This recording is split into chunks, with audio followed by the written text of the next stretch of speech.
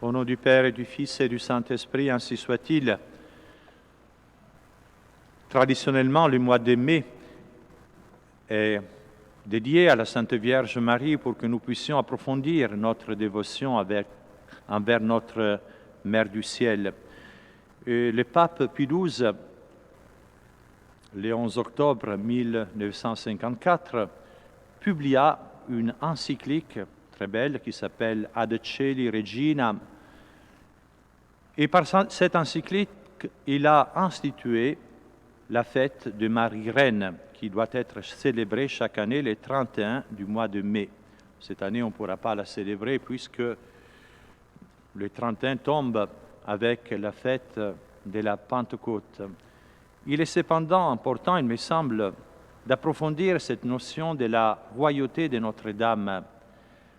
Et le pape, dans son encyclique, montre bien que toujours le peuple chrétien a cru à la régalité de Marie. Les pères de l'Église, les premiers théologiens, parlaient de la Sainte Vierge comme d'une reine.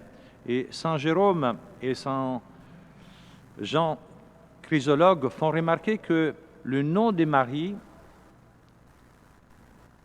traduit en latin, ça vient du syriaque, signifie souveraine, souveraine. Déjà, le nom de Sainte Vierge indique sa royauté. Et le pape aussi ont parlé de la royauté de Marie. Le pape Grégoire II, par exemple, en une lettre qu'il adressa au 7e concile œcuménique, donne à la Vierge Marie le titre de souveraine de tous les chrétiens.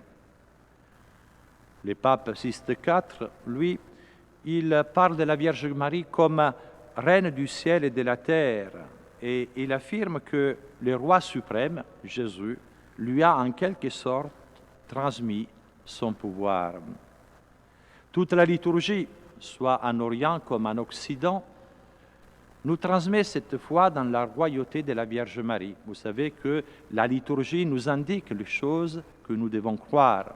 Il y a cette expression, la loi de la prière, c'est la loi de la foi. Et bien dans la liturgie, on parle de la Sainte Vierge comme d'une reine. Dans le Salve Regina, par exemple, et les autres antiennes que nous chantons à la Mère du Sauveur tout au long de notre année, Ave Regina Celorum, et en ce temps pascal, le Regina Coeli que nous chanterons après la messe. Tout cela nous indique que la Sainte Vierge est vraiment reine.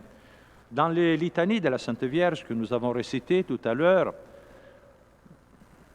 on appelle 12 fois la Sainte Vierge reine. Ici à Saint-Nicolas, 13 fois, parce qu'on la vénère aussi sous le titre de reine du clergé. Et dans le 5e mystère glorieux du rosaire, on médite le couronnement de la Vierge Marie au ciel. Toute l'iconographie chrétienne nous montre souvent cette image où Jésus couronne la Sainte Vierge au paradis. Et les théologiens tirent leurs arguments pour affirmer la royauté de Marie, principalement de sa maternité divine. La Vierge Marie est mère de Dieu. Et si elle est reine, c'est tout d'abord parce qu'elle est la mère d'un fils qui est Dieu.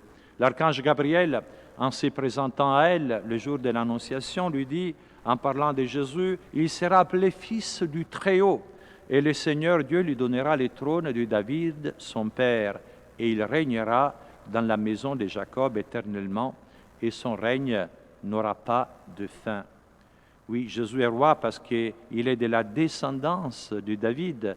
Tous les prophètes de l'Ancien Testament affirmaient que le Messie devait être fils de David. Le prophète Isaïe, par exemple, il parle d'un rameau qui sortira du tronc de Jessé, une fleur qui naîtra de ses racines. Le prophète David aussi, dans ses psaumes, annonce la venue du Messie comme venant de lui, comme Dieu d'ailleurs le lui avait promis. Oui, la Sainte Vierge aussi, Marie et Saint Joseph, était de la tribu de David. Saint Joseph venait de la tribu de David. On voit quand il va se recenser à Bethléem. Pourquoi à Bethléem? Parce que Bethléem, c'était là où avait eu origine la famille de David. Jessé, c'était le père de David qui était à Bethléem. Et on s'est mariés dans la même tribu. Mais Jésus est roi, pas uniquement parce qu'il vient de la descendance de David, mais surtout parce qu'il est le Fils de Dieu. En vertu de cette union de la nature humaine à la nature divine qui s'est faite dans le centre pur de la Vierge Marie, Jésus est roi parce qu'il est Dieu. Et donc il a droit à l'hommage de toutes ces créatures. Il est roi et seigneur de toutes choses. Et la Sainte Vierge est la mère du roi. Donc elle est reine. Saint Jean Damascène dira, elle est vraiment devenue la souveraine de toute la création au moment où elle devint mère du Créateur. Mais Jésus est roi pas uniquement parce qu'il vient de David, pas uniquement parce qu'il est Dieu, mais aussi parce qu'il nous a rachetés. C'est le pape Pie XI qui le dit très clairement. Le Christ est notre roi non seulement par droit de naissance, mais aussi par un droit acquis, par un droit de conquête. Il nous a rachetés au pouvoir de ténèbres en payant la dette qui était due à cause du péché originel, à cause de nos fautes.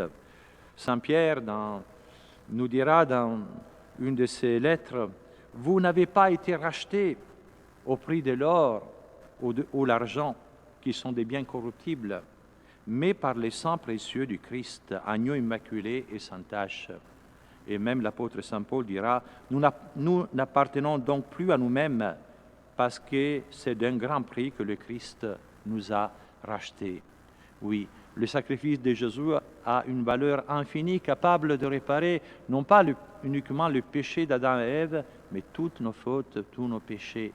Saint Thomas, en composant cet hymne magnifique, la Dorothée dévote, il dira qu'une seule goutte du sang de Jésus était capable de racheter le monde entier.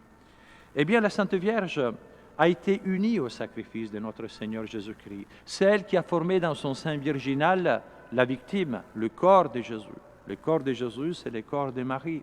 C'est elle qui a offert la victime au pied de la croix, déjà à l'Annonciation, tout au long de sa vie. Au moment où Siméon lui avait annoncé qu'une épée aurait transpercé son âme par la douleur, au pied de la croix, la Vierge Marie accomplit son sacrifice total en offrant son Fils qui allait mourir, lui innocent, devant ses yeux. Et donc, la Sainte Vierge a coopéré d'une façon intime, profonde à notre salut, à notre rédemption. C'est pour ça qu'elle a ses droits sur nous-mêmes, nous lui appartenons à cause des souffrances par lesquelles elle nous a rachetés avec Jésus. Certes, d'une autre façon, le sacrifice de Jésus a une valeur infinie parce que Jésus est l'homme Dieu. La Vierge Marie, par la plénitude des grâces dont elle a été enrichie, a pu mériter pour nous des grâces innombrables. Et Dieu a voulu que ce soit elle qui nous transmet les grâces. Le pape Pie XII nous dit que comme Jésus a voulu instituer les sacrements et il se sert des saints pour nous communiquer des grâces, d'autant plus il se sert de la Vierge Marie. Toutes les grâces nous passent par elle. Et le pape, dans cette encyclique très belle que je vous conseille de lire, il compare, comme le père de l'Église, Marie à Ève. Il nous dit comme par une vierge la mort est entrée dans le monde par les péchés d'Ève qui a entraîné Adam dans sa chute, ainsi par une autre vierge, par la Vierge Marie, et par la vie devait être donnée, la nouvelle Ève unie au nouvel Adam, à Jésus, qui devait s'immoler et payer la dette de nos fautes, de nos péchés. Eh bien, c'est par la Vierge Marie que le peuple chrétien peut remporter cette victoire écrasante sur tous ses ennemis, sur les démons. C'est elle qui écrase la tête du serpent infernal et c'est uni à elle que nous pouvons parvenir au but auquel Dieu nous appelle, notre salut éternel, et triompher de tous les ennemis qui veulent nous empêcher d'y parvenir, le monde, Satan, notre nature déchue, nos tendances désordonnées. Donc la dignité de la Sainte Vierge est très grande, plus grande que tous les saints et tous les anges du ciel. Sa plénitude de grâce est plus grande que celle de tous les saints et tous les anges du ciel, nous dit le Père Garrigou-Lagrange. Pourquoi? Parce qu'elle était la plus près de la source de la grâce, notre Seigneur Jésus-Christ. Elle était la créature la plus près de Dieu, plus près de Dieu fait homme, qui était son Fils. Elle seule, nous pouvons l'appeler vraiment la mère de Dieu. Et le pape Léon XIII dit que le pouvoir de la Sainte Vierge est presque sans limite, car toutes les grâces passent par elle. Et donc nous devons avoir une grande dévotion, bien sûr, envers la Vierge Marie. Le pape Pie XII, à la fin de son encyclique, demande que le jour de la fête de Marie-Reine soit renouvelée la consécration du monde entier au cœur immaculé de Marie. Cette consécration qui avait été demandée à Fatima, du monde entier, mais de la Russie en particulier, eh bien, le pape veut qu'on se consacre à la Sainte Vierge, car la victoire contre les forces du mal sont liées à celle qui a triomphé de l'esprit des ténèbres depuis le premier instant de son Immaculée Conception. Donc, demandons la grâce d'être de vrais fils de Marie, de vrais enfants de notre Mère du ciel, par notre douceur, par notre pureté, notre chasteté, par cet amour envers elle, par cette charité, ce feu qui doit brûler dans notre cœur, d'amour de Dieu, du prochain par amour de Dieu.